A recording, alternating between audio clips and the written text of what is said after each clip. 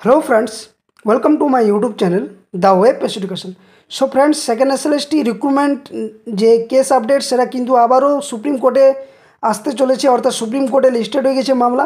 তো এই মামলা মূলত এর আগে যে কলকাতা হাইকোর্টের ডিভিশন বেঞ্চ, যেখানে সোমেন সেন এবং বিচারপতি স্মিতা দে দাসের বেঞ্চে যে শুনানি হয়েছিল, সেখানে 4টি মামলা কিন্তু খারিজ করে দেয়।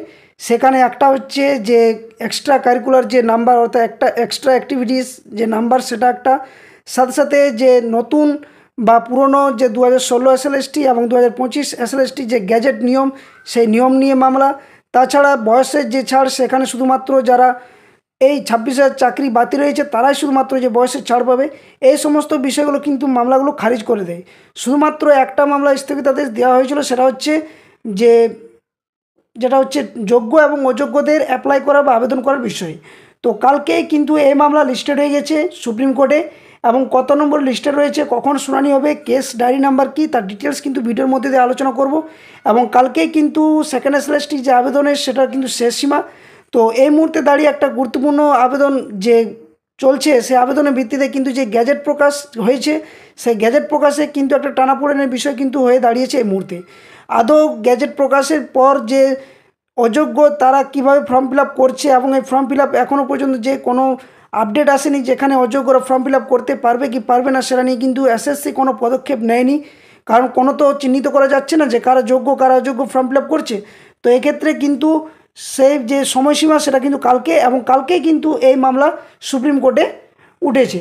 তো চলো ডিটেলস আলোচনা করা যাক। তার আগে বলবো, যারা চ্যানেল নতুন আছে অবশ্যই বলবো চ্যানেলটি সাবস্ক্রাইব করুন, এবং পাশে থাকা বেল নোটিফিকেশন অবশ্যই অন করবেন, যাতে করে এই ধরনের সমস্ত নিউজ আপডেট নোটিফিকেশন আপনাদের ফোনের মধ্যে দিয়ে চলে যায়। এবং ভিডিওটি দেখার সাথে সাথে একটা লাইক এবং শেয়ার অবশ্যই করবেন। তো আমরা যদি সুপ্রিম কোর্টের যদি অ্যাপিলেটেড সাইটে যাই, তাহলে দেখতে পাবো এটা হচ্ছে ডায়েরি নাম্বার 38851/2025, যা ডায়েরি নাম্বার দেওয়া রয়েছে এখানে।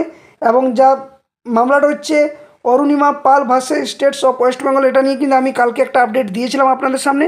তো বিষয়টা হচ্ছে যে এই মামলার যে এসএলপি নাম্বার এখানে দেখতে পাচ্ছেন, এসএলপি নাম্বার রেজিস্টার্ড হয়েছে কত 19/7/2025 কিন্তু এই মামলা রেজিস্টার্ড হয়ে গেছে। অর্থাৎ আজকে হচ্ছে 20 তারিখ, কালকে কিন্তু এই মামলা রেজিস্টার্ড হয়েছে। যেটা ক্যাবিনেট ডিফল্ট লিস্টে কিন্তু দেখাচ্ছিল, সেই মুহূর্তে কিন্তু রিমুভ করা হয়নি। তো কালকে এই মামলার প্রেজেন্ট লিস্ট বা লিস্টেড যেটা দেখতে পাচ্ছেন এখানে দেওয়া রয়েছে 21/7/2025। অনারেবল জাস্টিস সঞ্জয় কুমার এবং অনারেবল মিস্টার জাস্টিস সতীশ চন্দ্র শর্মার ডিভিশন বেঞ্চে কিন্তু এই মামলার শুনানি হচ্ছে। 71 নম্বর সিরিয়ালে কিন্তু এই মামলার শুনানি হবে। তো এখানে কি কি বিষয় রয়েছে এখানে দেখলে কিন্তু আমরা নিচে যদি পরের পেজ যাই, তাহলে এখানে বুঝতে পারবো সেটা বিষয়টা। যেখানে যে রেসপন্ডেন্ট রয়েছে সেটা থাকছে কে কে, the states of West Bengal. এখানে রেসপন্ডেন্ট থাকছে department of school education secondary branch government of West Bengal থাকছে। দ্য প্রিন্সিপাল সেক্রেটারি থাকছে West Bengal central school service commission থাকছে। দ্য সেক্রেটারি থাকছে, দ্য চেয়ারম্যান থাকছে কমিশনার অফ স্কুল এডুকেশন থাকছে, the director of school education. অর্থাৎ সমস্ত যে রেসপন্ডেন্ট তাদেরকে সকলকে কিন্তু উপস্থিত হতে হবে এই মামলার ক্ষেত্রে।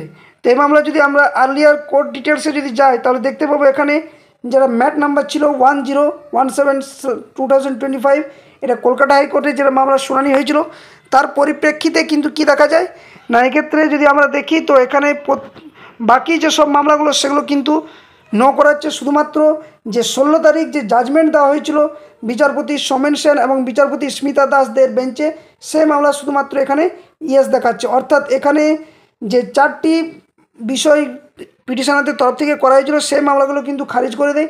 শুধুমাত্র 16 তারিখে যে জাজমেন্ট, যার সিএনআর নম্বর দেওয়া রয়েছে 111, এই মামলার কিন্তু ইয়েস করা রয়েছে, অর্থাৎ এটা জাজমেন্টটা চ্যালেঞ্জ করা হয়েছে।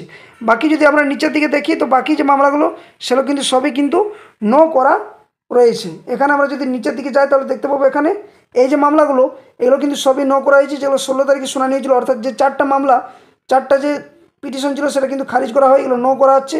শুধুমাত্র যে টেন্টেড এবং নন টেন্টেড এই যে বিষয়টা, সেটা নিয়ে কিন্তু কালকে মামলা হতে চলেছে। তো এর নিচের দিকে যদি আমরা যাই, এখানে দেখতে পাবো এখানে কাদেরকে করা হয়েছে, এখানে পিটিশনার হিসেবে রাখা হয়েছে।